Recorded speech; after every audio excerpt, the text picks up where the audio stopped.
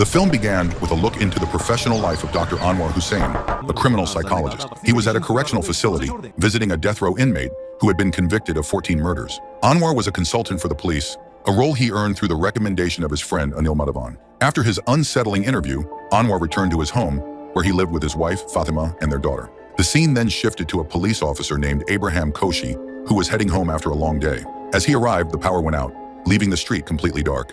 A suspicious red light from a nearby van caught his attention. When he got closer to investigate, a masked figure suddenly appeared and attacked him. That police officer vanished without a trace, leaving only his cell phone behind. Several days later, Abraham's body was discovered at a construction site. The police, along with Anwar, arrived at the scene. The body had been mutilated, with his eyes and heart removed. The crime scene offered no clues, and there was no witness at all. The forensic team couldn't find any fingerprints, and the victim's body was covered in perfume, which threw off the police dogs. The post-mortem report revealed a horrifying detail that his eyes had been removed while he was still alive. Yet there was no trace of resistance from the victim. DCP Catherine Maria, the head of the police department, arrived at the scene and was angry with the lack of progress. She ordered Anil to form a special investigation team. Anil and Anwar then revisited the site of the abduction for another investigation, but they were met with another dead end. They couldn't find any security cameras in the area. At the abduction site, Anwar Hussain was perplexed. A crime of this nature, so meticulously planned, yet a victim who was a police officer had seemingly offered no resistance. He found it odd that a phone was left behind. Anil offered a few theories, speculating that the victim was either held at gunpoint or knew his attacker. He suggested that the case was a one-off, a simple revenge killing. Anwar, however, was not so easily convinced. Later that night, back in the quiet of his study, Anwar pored over the case files. He was convinced that the killer's motive was not revenge. The ritualistic removal of the organs suggested a deeper, more profound motive. He was filled with a sense of dread. He was convinced that the killer would not stop at one victim. He immediately called Anil and urged him to issue a red alert to the entire Kochi Police Department, warning them that the killer's primary targets could be police officers. But Anil didn't take it seriously, calling him an alarmist, and hung up the phone. A few days later, Anwar's worst fears were realized. A police officer who was on patrol was abducted in the same manner as the first victim. His terrified subordinates found his abandoned cell phone on the street, mirroring the first crime scene. DCP Catherine Maria was furious upon hearing the news. She immediately ordered all patrol officers to be on high alert and to guard all secluded roads. She ordered them to check all suspicious vehicles to prevent the killer from dumping the body. The police were on high alert, and the city was in a state of chaos. At that moment, a police team on patrol saw a van that suddenly stopped when it saw a police barricade. They immediately called for backup. The police swarmed the van and found that it was not the killer. It was a drug smuggling operation. The police were disappointed. The night passed, and they did not find the second victim's body. The next morning, the police force was in a state of chaos. A police officer went to the back of the station for a smoke and was met with a shocking discovery. Lying beside a statue of the Lady Justice was the mutilated body of their missing colleague. The killer had not just killed a police officer, but had left his body on their doorstep. The police were left humiliated. This was no longer a simple case. This was a slap in the face. The police immediately checked the CCTV footage, but it was a dead end. Anwar, a sharp eye, looked at the footage. He noticed that a van with festival decorations was in the footage, even though the festival had ended 3 days ago, meaning the footage they saw was from 3 days ago. He was filled with a sense of dread. He realized that the killer had not just killed their colleague, but had also hacked their system. He immediately went to DCP Catherine Maria and explained his theory. He told her that the killer had replaced the footage with an old one, making it look like the station was empty. Catherine was shocked and immediately ordered them to find a professional hacker to fix their system. Just then, a police officer brought a statue of the Lady Justice that was found near the body. Anwar looked at the statue and realized that it was not an ordinary one. The statue's eyes were not covered, and its face was not of a Greek person, but of a Malayali. He was filled with a sense of dread. He realized that the killer had a motive and that the crimes were not random. The scene shifted to a young hacker named Andrew, who was in the middle of hacking an ATM when he was met with Anwar behind him. Anwar, who turned out to know this man, immediately forced him into the police car and took him to the station. At the station, Andrew explained to the police how their system was hacked and told them that it was a professional job. Upon hearing his explanation, Catherine knew Andrew was needed for the team, so she made him a part of the team and ordered him to check all police websites and personal accounts of all police officers to find a connection to the killer. The day after the humiliating discovery, Anwar and Anil went on a fruitless mission. They visited several stores, seeking a sculptor or artisan who could have crafted the unusual statue of the Lady Justice. Each shopkeeper they spoke to gave them the same bewildered look. No one in the city made statues with such unique features, particularly one with the face of a Malayali and no blindfold. The dead end served to deepen the mystery, solidifying Anwar's theory that the statue was custom-made, likely by or for the killer. They were dealing with an individual who was not only meticulous, but also a devotee of some twisted personal code. Later that evening, Deputy Commissioner of Police Catherine convened an emergency meeting with all senior police officials in Kochi. Her frustration was palpable. The killer had outsmarted them at every turn, and their credibility was on the line. She unveiled a new, highly confidential plan. Every police officer in the city would patrol in pairs, with a strict rule to maintain a distance of no more than 100 meters from their partner. The patrols would focus on isolated and deserted streets, creating a citywide net. The goal was to bait the killer into making a move, but this time, he would be trapped. The police were a hunting party, but they were also the bait. As night fell, the mission was set in motion. Catherine herself was on patrol with a fellow officer, Paulson. They meticulously combed the quiet streets. At one point, a car pulled up next to them. Catherine tensed, her hand instinctively reaching for her sidearm. However, it was just a group of young men looking to flirt. She brandished her pistol, and they quickly sped away.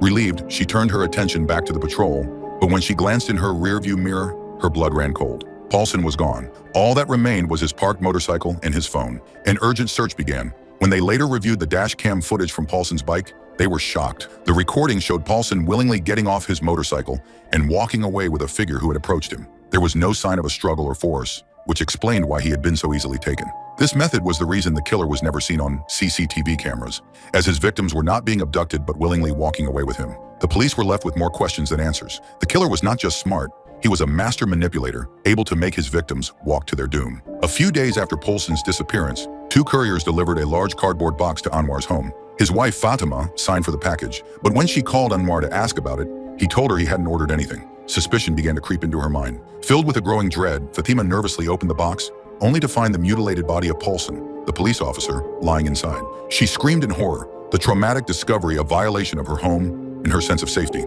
The killer had now brought the game to Anwar's doorstep, making it personal. The forensic team arrived and took the package for analysis. They found a single clean fingerprint on the wooden crate.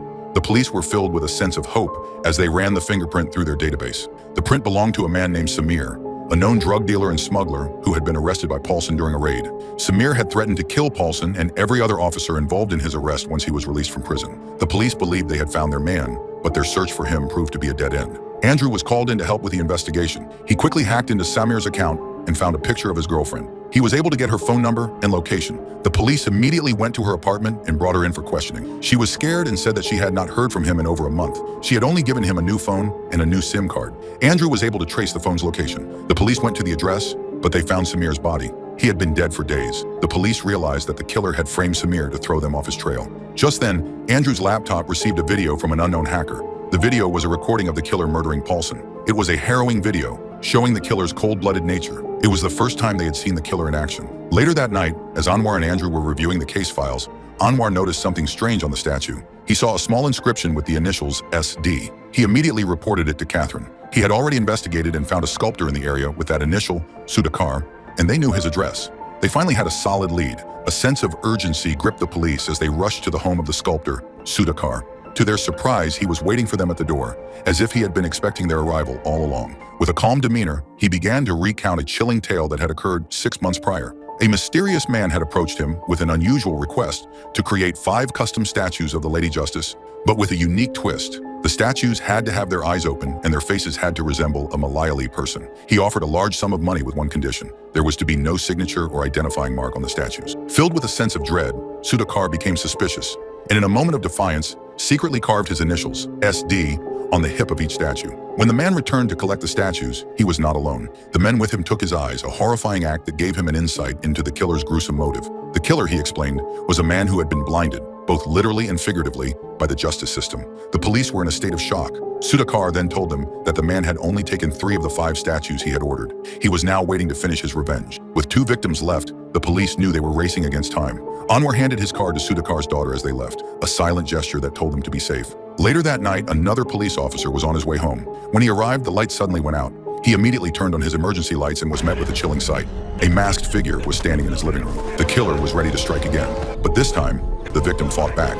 He was not going to be a sacrificial lamb. He fought with all his might, but the killer was too strong. The killer eventually overpowered him and beat him into submission before abducting him. A short while after the abduction, Anwar and the police arrived at the police officer's home. The house was a complete mess, a stark contrast to the previous silent abductions. The struggle was evident, but the police were left with no answers, only a small, colorful fidget spinner that had been dropped on the floor. It was a new piece of the puzzle, but they were no closer to solving it. The police were even more confused when they discovered the victim's body on a train, being carried by an unassuming woman who appeared to be in a trance. The CCTV footage from the train confirmed this, showing the woman's movements, which were devoid of any emotion or fear. The killer was now using others to carry out his gruesome deeds, a new and unsettling revelation. The autopsy confirmed the same gruesome pattern. The victim's eyes and heart had been removed. Just as Anil and Anwar were trying to make sense of the new clues, DCP Catherine Maria's superior, ACP Prakash, arrived. He was furious, yelling at Catherine and her team for their incompetence. In a moment of rage, he suspended Catherine and took her team off the case,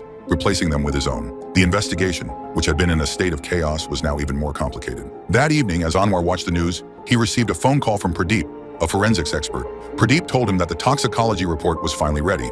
The fourth victim had traces of 2 drugs in his system that was zolpidem, a powerful sedative, and a beta blocker, which he took for his high blood pressure. Anwar's mind raced, as if he had just found the missing piece of information. He immediately went to Catherine's house and explained his theory. The victims were not kidnapped. They were hypnotized. The killer, he explained, was a master hypnotist who used a 2-person team. One person, the masked figure, would distract the victim, while the other would hypnotize them. The zolpidem was likely given to them in their food or drinks to make them more susceptible to hypnosis.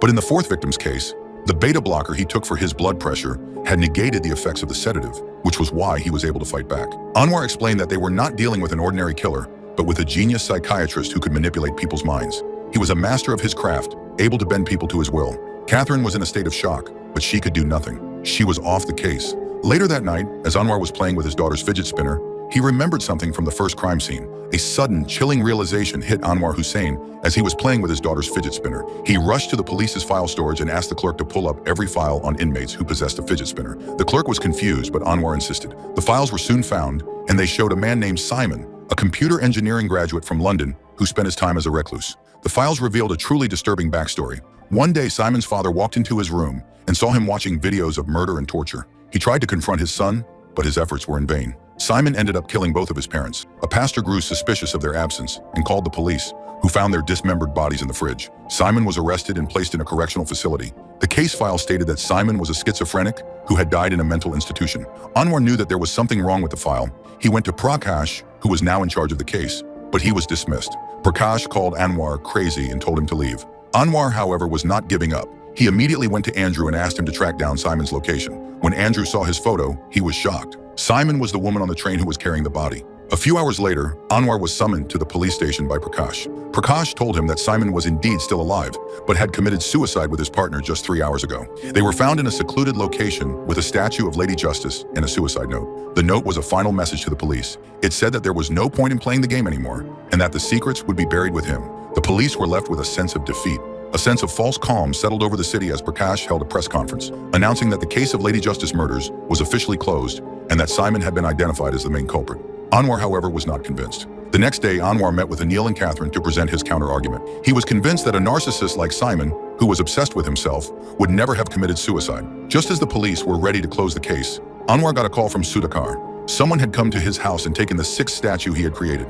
This meant that the killer was still out there. Anwar was furious. He went to Sudhakar's house and was met with Sudhakar's daughter, who had drawn a sketch of the killer. The man was identified as Dr. Benjamin Lewis. The film then flashed back to the past, where Dr. Benjamin's backstory was revealed. Benjamin's father, a hardworking and loving man, had been a farmer. He had a younger sister named Rebecca. They lived a normal and happy life until a shocking incident shattered their world. Rebecca fainted at school, and the doctor revealed that she was pregnant. Her father was devastated and tried to find out who the father was, but Rebecca was too scared to talk. One day, filled with pity for her father, Rebecca finally revealed the name of the man who had gotten her pregnant. A man named Pastor Bernard Franco, a powerful and influential member of the community, who, despite his position and respect in the eyes of society, was a degenerate human being who wouldn't hesitate to use his power to get what he wanted, including women. Shockingly, he had a liking for a minor. Benjamin's father immediately went to the police, and his case was handled by none other than Anil Madhavan. Anil promised to handle the case with care, but instead he worked with the pastor to frame Benjamin's father. Benjamin's father was forced to take the blame to save his children.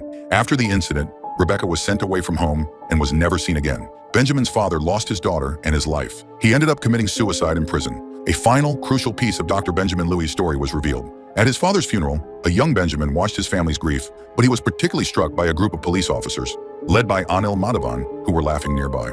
In that moment, a chilling resolve was born in his heart. He saw his father's death as a direct consequence of the police's corruption. He was sent to America by a family who was pity of him, where he became a brilliant psychologist, But he never forgot his family's injustice. He returned to India with a single purpose: to avenge his father's death and bring justice to the police. After hearing Benjamin's story, Anwar immediately called Anil and told him everything. Anil was shocked and asked Anwar to meet him at their usual spot. Anwar agreed, but he was filled with a sense of dread. He got a message from Anil saying he had arrived, but moments later, he got another message from a different number saying the same thing. He knew something was wrong. Anwar rushed to the location, but upon arrival, Anil was gone. Just as he was about to give up, he noticed a group of people with a drone. He asked them for the footage, and they gave it to him. He found a suspicious van in the footage and sent the video to Andrew. Andrew found the location of the van, and Anwar and 2 police officers rushed to the site. They found Anil inside a warehouse, a look of fear in his eyes. Just as they were about to get him, Benjamin appeared and attacked them. He was a master of psychology and fighting, easily taking out the 2 police officers.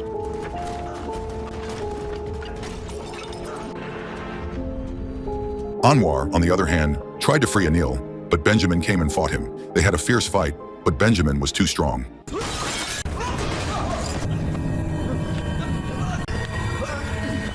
He was about to kill Anwar when Catherine appeared and hit him with a wooden plank, knocking him unconscious. Benjamin was finally arrested, but during interrogation, he refused to say anything, including his connection to Samir or Simon. He also kept his mouth shut from revealing his motive. During further interrogation, Benjamin remained calm and spoke to Anwar. He praised Anwar for his brilliance, saying he was the only one who could have solved the case. He then revealed his secrets. He told Anwar that Simon never died. He helped Simon escape the mental institution and faked his death by putting Pastor Bernard's body in his place. Benjamin had been plotting his revenge for years. He told Anwar that there was still 1 statue left. After the interrogation, the police decided to take Benjamin to a safe house, but they ended up taking him to an abandoned building. Benjamin was shot dead.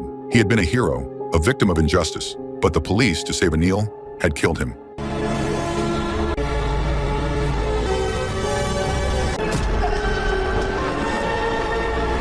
After Benjamin's death, Anwar called Anil to check on him, but he didn't answer. Anwar went to his apartment and saw a woman leaving. He went inside and found Anil dead. Anwar chased the woman, but she escaped. Anwar was left with a chilling realization. The woman was Rebecca, Benjamin's sister. Rebecca had been getting revenge on the police. The final victim was Anil, the one who had destroyed their lives.